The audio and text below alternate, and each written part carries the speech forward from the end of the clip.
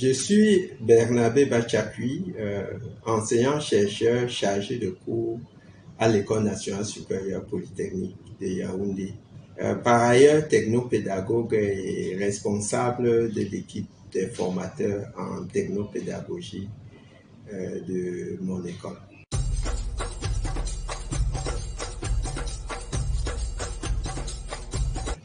Bon, l'usage du numérique et plus précisément, plus particulièrement les MOOC, je l'intègre sous deux formes, ces MOOC-là.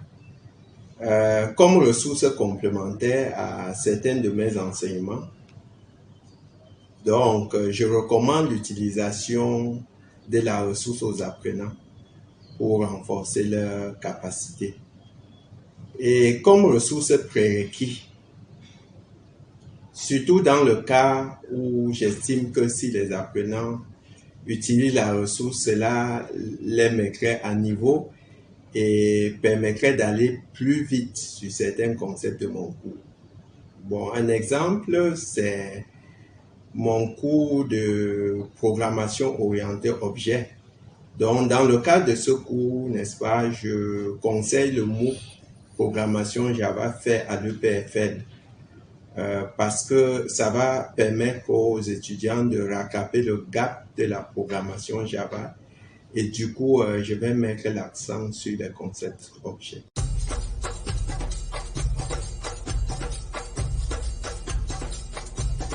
Oui, en tant qu'enseignant, les ressources numériques viennent comme des accompagnements pédagogiques.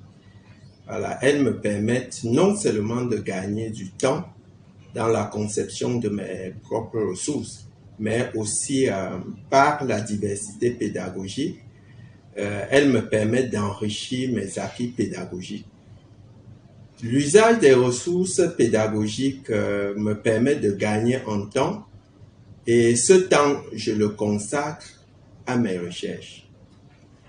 Les ressources pédagogiques mises à la disposition de l'apprenant à temps favorisent la modalité classe inversée et me permettent de mettre l'accent sur les travaux pratiques, ce qui est important pour les apprenants.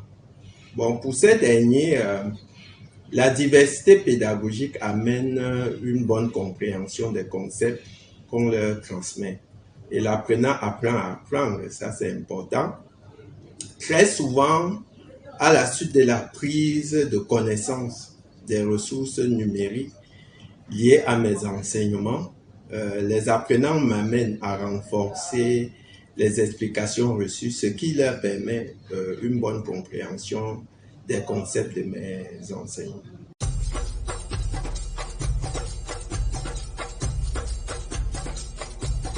Lorsque j'associe les mots comme ressources à mes enseignements, je les prends en compte dans les évaluations.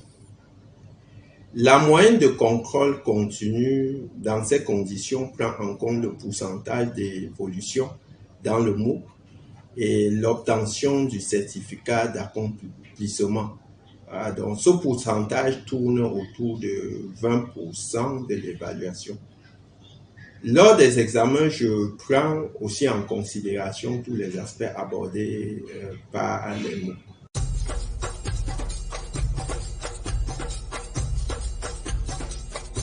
Alors, la motivation des apprenants. Vous savez, les étudiants ne peuvent être motivés que s'ils trouvent un intérêt. Donc, si les ressources les aident dans la compréhension de leur cours, ils s'y intéresseront. Bon, si l'étudiant sait qu'il sera évalué sur les ressources qu'on met à sa disposition, il s'y intéressera.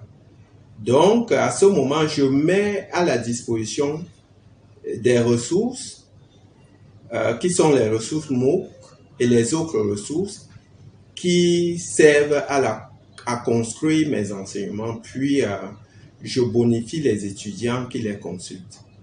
La participation au forum de discussion, la participation aux visioconférences sont également bonifiées.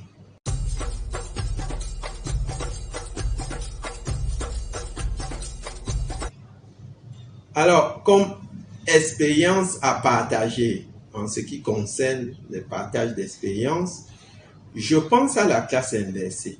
Voilà. Donc, cette modalité pédagogique est très pertinente, très enrichissante. Elle permet d'optimiser dans le processus d'enseignement.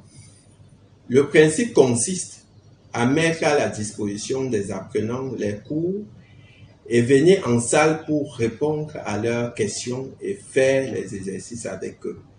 Ceci permet un gain de temps énorme dans l'avancement du cours et assure, n'est-ce pas, la compréhension du cours par les apprenants. Avec ce processus, les niveaux 1 et 2, connaissance et compréhension sur les 6 strates de Bloom, sont très bien abordés. Et à ce moment, vous pouvez rapidement rentrer dans les niveaux 3 et 4, qui très souvent ne sont pas tous abordés au vu du chronogramme académique et le niveau des apprenants qu'on doit rattraper. La grande question qui demeure, c'est celle de savoir comment vous faites pour assurer que les apprenants ont bel et bien lu les notions qu'on doit aborder avec eux. J'avoue que cela n'a pas été facile au début. Si vous ne faites pas attention, vous allez finir par refaire le cours. Pour que cela fonctionne, les règles doivent être claires dès le départ et il faut préciser ces règles aux apprenants. Les apprenants sont bien informés qu'on sera en modalité classe inversée. Et à ce moment-là, mes 2 heures de cours, qui sont essentiellement les 2 heures standards, n'est-ce pas, je repartis ces 2 heures en 4 phases. 15 minutes de vérification des connaissances, ce que nous on appelle un test diagnostic, et c'est des QCM. 15 minutes de correction par les pairs, avec 5 minutes de répartition des copies, 10 minutes, n'est-ce pas, de correction et lecture des notes, 30 minutes pour répondre aux questions, pour la compréhension du cours, et 60 minutes, n'est-ce pas, pour les travaux dirigés. Les tests diagnostiques comptent pour 20% dans le contrôle continu. Avec ces tests diagnostiques, on est très souvent sûr que les apprenants vont chercher à s'approprier leur cours avant de venir en salle.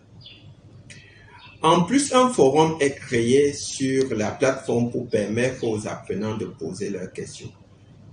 J'ai remarqué avec cela que les étudiants par eux-mêmes ont très souvent créé un groupe WhatsApp du cours pour s'entraider et avec mon accord, m'invite très souvent dans ce groupe créé.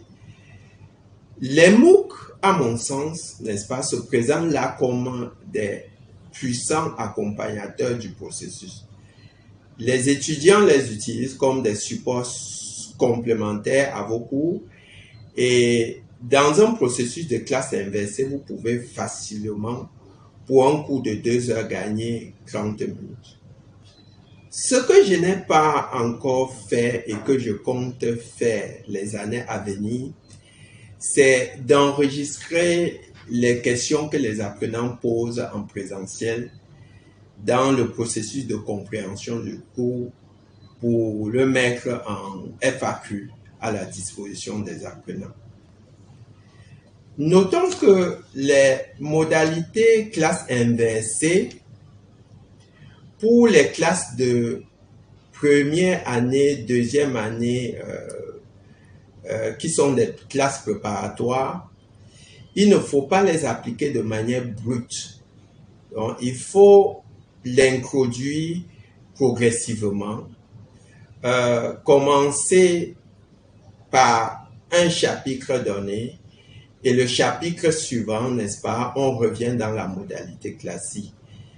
Bon, ce que je fais généralement avec les masters, j'applique la classe inversée systématiquement parce que j'estime qu'ils doivent apprendre à apprendre. Une autre expérience que je peux partager, surtout lorsqu'on a affaire aux grands effectifs, c'est l'émulation du travail de groupe. L'objectif ici est de cultiver l'esprit de groupe et ainsi faciliter la bonne compréhension de mes enseignements. Et je mets l'accent ici dans les groupes de TD. Les étudiants au niveau des groupes de TD sont scindés en sous-groupes de 6 étudiants pour une salle de 36 étudiants. Et chaque sous-groupe est piloté par un chef de groupe qui est le meilleur étudiant du groupe. Donc les étudiants traitent le TD en groupe et le moniteur de TD passe discuter avec chaque sous-groupe. En phase de restitution, le chargé de TD peut choisir un membre d'un sous-groupe en dehors du chef de groupe pour la restitution et attribuer une note au groupe. Cette note prend 15% de la note de CC. Cette modalité a l'avantage d'amener les étudiants à apprendre à travailler ensemble.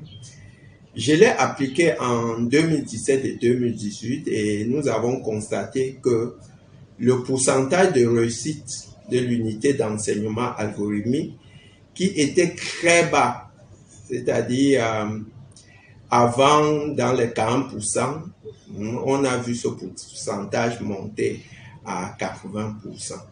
Donc voilà un peu les expériences que je peux partager avec les collègues.